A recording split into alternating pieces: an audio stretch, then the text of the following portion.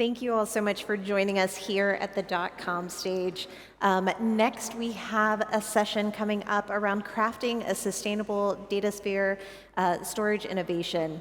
We're sticking with the energy efficiency and focus on sustainability this morning. So I'd like to welcome Muhammad El-Batal, who is the OCTO technologist at Seagate Technology.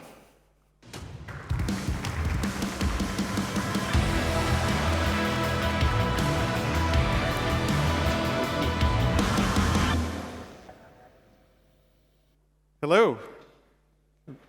Thank you for coming in today. It's a pleasure to talk to you about our storage innovation and some of the foundational technologies that we've been introducing lately in our storage environment. As we all have noticed that we're producing a lot of data, and this is not new information to you. But it seems like by 2026, IDC is predicting about more than 200 zettabytes of storage are going to be produced. What's interesting about that is that, we're innovating in providing more data and creating more data, but are we innovating in storing all that data? And the answer is yes. So we're basically working diligently to keep up with that data growth. Unfortunately, today's collective storage capacity that we're producing and creating data centers around is summing up to about 10% in 2026 of the amount of data produced. So we have a need for more efficiency, as we were talking about on the compute side, also within the storage industry. We have a responsibility to grow our capacity further, but not introduce additional power burden and environmental burden with regards to the ecosystem consumption. So, we're looking at it from the perspective of enablement of additional efficiencies at multiple levels in the hyperscale, in the medium-sized data centers, as well as on the edge. And in order to do that, it's no longer sufficient just to focus on the device itself.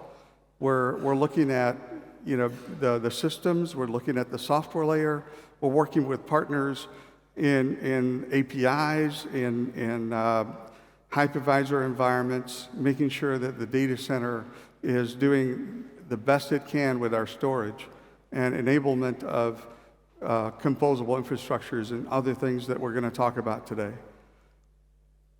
So as we all know that the responsibility is growing as we see the data centers consuming more and more power, and 4% of the world's power is consumed in data centers today. By 2030, expectation is going to be 10% of the world power consumed in data centers. So that means we continue to reduce the footprint of the physical size of our storage and increase the density, but the power continues to grow. So we're looking at ways, can we reduce power consumption in the data center? So we'll do our part, and we'll talk today about the various technologies, the foundational technologies that we're introducing. So why do we care about HDDs? HDD technology, combined with SSD technology, compose the overall cloud storage infrastructure. 90%, or about 90%, 89% of that data is stored on HDD technology today. So mass storage still relies on the scaling and improvements in power efficiency of the HDD technology and the systems that are housing those solutions.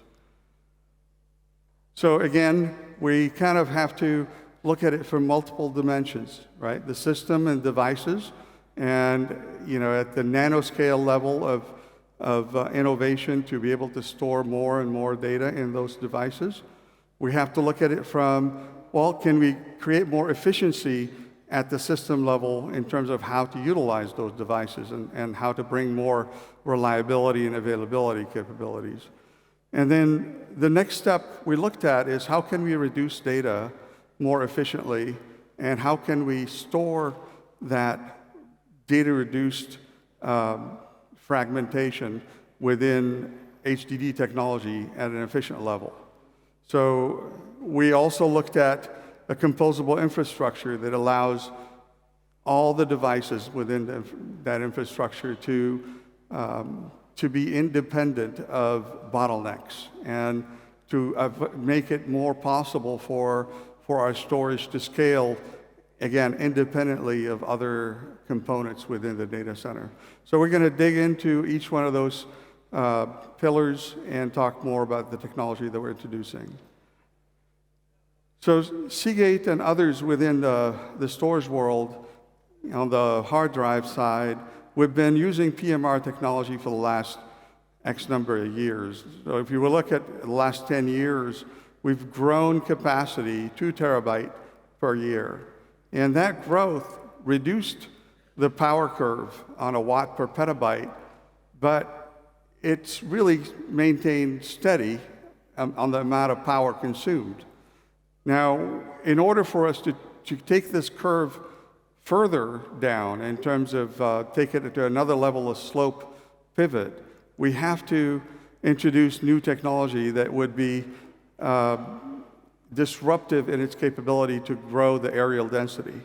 So at this point, we're really pleased to announce that we've been investing for a long time in HAMR technology. You probably heard that, heat-assisted magnetic recording, for a while. And finally, we feel like it's ready for its premiere, and it will change the way data growth in the data center will start being possible. So the way to look at it is HAMR technology enables faster steps in growth in areal density.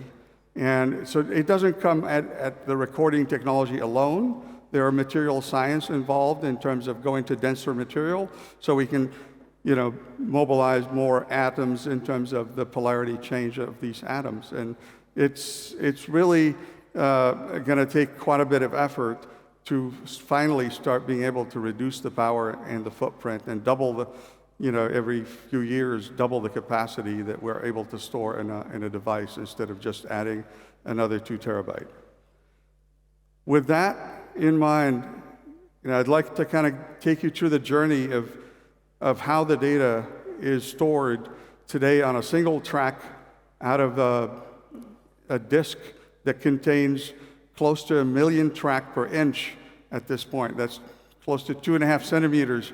We're putting 1 million tracks. That's about 5,000 tracks on the edge of your business card. So it really is mind-boggling in terms of the complexity, the nanoscale complexity that we're going through, and the introduction of simplifications that are deployed to further enable the density. So if you look in here, the reduction of the coil, the magnetic coil, to reduce the energy for magnetization of the material, as well as introduction of laser technology within each head of the drive to enable for heating the surface layer of the material that we're storing the data on. When you heat the material, you can actually store the data with less energy, and you can actually, at the same time, balance the amount of magnetization and provide longer-lasting magnetization of the layer that is less susceptible to degaussing and loss of data. So with that, nanoscale grain formation, as I mentioned, we're able to go to denser material to get, a smaller footprint of our magnetized bit flips on the tracks. And we're able to innovate on advanced material science to provide, more reliability overall for the heads, for the media, as well as for the overall solution. And with advanced wafer lithography, we're able to produce even smaller capabilities on the head technology and better adapt to track management and keeping their heads on track. So with that, not only that we're adding capacity, but we're also looking at technologies to do multi-actuation, so you can actually get more performance out of those drives that are doubling in capacity. So if you double the capacity, you also have a doubling of performance that you have to maintain to be able to truly maintain the nearline application for the workload of these drives. So we don't want to only just provide mass storage, but provide it at a constant performance capability. With that, we're doubling performance, but we're with less than 25% power addition. So that is basically, providing overall, much better performance per I/O and bandwidth. So our partners at the booth, you'll see we're partnering with systems providers like R&T Rauch, our partner in Europe, to provide solutions that can actually stream in a non-blocking fashion all the performance capability of a hard drive. So from a hard drive that's capable of about 270 megabyte per second, doubling that to about 540 megabyte per second, the system has to continue to produce that data all the way through the connectivity to the host. So that solution with Bigfoot large and Bigfoot XX large, they're able to produce anywhere from 13 gigabyte per second to 26 gigabyte per second from an enclosure with 48 drives. So that is really starting to become not only for mass storage, but for also bandwidth applications and HPC and others. So we're really pleased to partner with R&T Rauch and demonstrate this technology at the booth today. Other things that we're also demonstrating is our system innovation. So we have really been working on different enablements of high availability, self-healing, maintaining a certain level of consistency in spreading the data across our drives in a data center, and enabling those edge deployments as well as the medium to small data center solutions with the same technologies that are deployed in hyperscale, but at the enclosure level and without the cost of additional IT that is required to maintain those solutions. So the simplification of the mass data storage within a system, an intelligent system that's able to provide 5 to 6 nines of resiliency and availability, it makes it more of an effortless deployment of storage, where the system is qualified in the solution with a software layer, and then the devices can be upgraded seamlessly within that solution and on the next generation. As you think about it, you're deploying, instead of a single hard drive, you're deploying petabytes of storage at the box level, just like we accept the fact that hard drives and SSDs do have erasure coding and self-healing capability.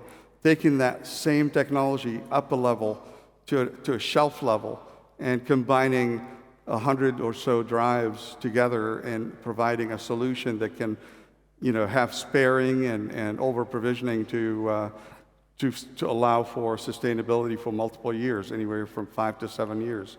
So these solutions come with a long track record of knowledge of the hardware as software, and will deploy with standard APIs to enable that data center solution.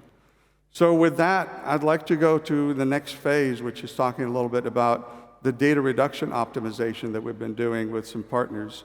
The myth out there has been that hard drives are too slow to deal with the fragmentation of data reduction. But in reality, it's really not the hard drive that's the culprit. We have proven with partnerships with university studies, we'll talk more about it later, that it is really the applications that are doing the data reductions.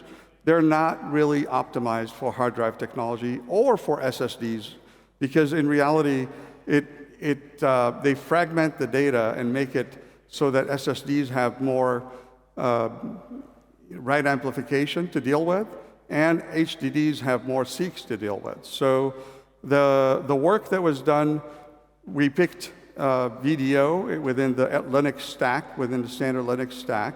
VDO is a virtual data optimizer. It's a data reduction layer within Linux that actually is very capable of doing about 4x on average of data reduction within the collective types of data, whether it's video, combined with emails, combined with standard web activity.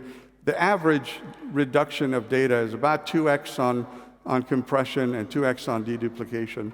And when you combine all that together, typically those solutions will produce less data stored, but stored in a much more spread out locality within the storage, and hence basically creating that level of inefficiency on the hardware side.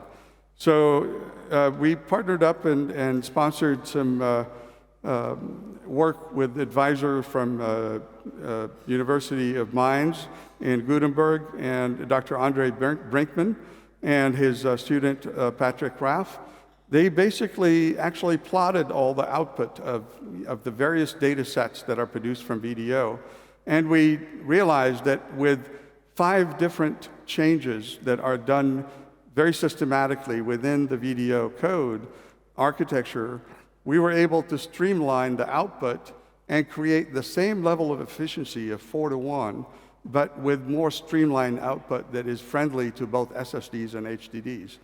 And that result was really staggering in terms of the ability to not only store the 4 times reduction of data of capacity utilization, but you also it came at 18x improvement in sequential write. It came at 86x improvements in random write performance, and it came at 1.5x in read performance in sequential and random. So faster storage performance was the result of that work. So they're working on contributing that back into Linux. Linux is an open source community, so VDO will be updated to have those optimizations, those settings that you can optimize for your storage. And you'll still have the 4-to-1 average data reduction, but at 1.5 times the speed, so 50% improvements in speed after data reduction. With that, I would like to shift also to how are we endorsing and working closely with the data center teams on a composable infrastructure. Why composable? It really allows us to dynamically allocate the resources without having to lock them behind a CPU or a GPU. So every resource stays independent. It's an atomic block that can be deployed and provisioned and composed by the applications. And it really provides a temporal usage of efficient storage utilization and reduce the overall basically CPU over provisioning and standard stranded resources in the data center. So instead of having the resources that are powered up but not utilized, making sure that applications can move away from the converged architecture and move into a scalable architecture, as we see some improvements that came from hyper-converged infrastructure, as various innovators have started working on virtualization and hypervisor solutions, as well as container applications, that are capable of providing better usage and better consumption of those resources. The orchestration layer of all those solutions demanded even better capability, where the hyper-converged solutions continue to have some bottlenecks with regards to having the commodity servers. All the resources have to be upgraded in a package on a commodity server replication. So the scalability of hyper-converged was not yet, for the last decade has been great work, but it's not enough. So composability and disaggregation come to enable further freedom of those individual resources and allowing the elastic capability of these resources within the data center. So to dynamically allocate, allowing the application now to allocate and scale these individual resources is what we embraced and how we enabled with the solution having a data plane that is standardized around NVMe and CXL, as well as the enablement of Redfish and CSI in the future, where we basically have APIs that are standard and can talk to all storage the same way and get to manage efficiently within the data center. So, at the end, I'd like to also mention that how is Seagate contributing to that is bringing NVMe not only to the SSD storage, but bringing to the HDD, as we announced at the last Open Compute Project Summit. We actually introduced an engineering demo sample of the NVMe HDD, which allows us to play in this new composable infrastructure at the system level as well as the drive level. So again, as a summary, effortless deployment of devices and systems, optimizing data reduction software, and embracing the composable infrastructure in the data center to allow for less stranded resources and full utilization. With that, I thank you very much and hope that this was informative. Thank you. Hold on a second here. Hold on a second. Now, did you know that you have something in common, that Seagate has something in common with Nike shoes? Do you know it? I read about this years ago. Nike shoes was having trouble. They couldn't get the rubber on the bottom of the shoes to bond properly to the leather. And it was an unsolvable problem. They contacted 3M. They contacted everybody who made glue. They tried every glue in the world. You know how they solved the problem? They passed a plasma torch across the top of the rubber during production. And what it does is it changes the first few microns, just a few atoms change their quantum properties when you pass them across the laser. And that's kind of what you were talking about with your hammer technique. Exactly. Just expand on that a little bit, because I think you sold it, man. That sounds cool. Yeah, the laser within a hammer technology, the heat assisting, is basically has to go into such a narrow beam that it's actually transformed from laser light to plasma. And that plasma will heat up the surface at 2 nanosecond instantaneously. Yeah. And that pulse of plasma will allow the material to be softened up and be able to flip the polarity of it. So that's really, nanoscale technology. Yeah, to my ear, what I heard is this. Let me tell you I'm going to translate that for you, because he's talking high level. I'm going to translate that for you. When you put a plasma laser across the top of a disk drive, the polarity sticks. It's harder to erase the disk. Yeah. It's going to make the disk harder to crash, yeah. And it's going to make your data more permanent. It's going to solve some problems, right? It solves real problems. It is.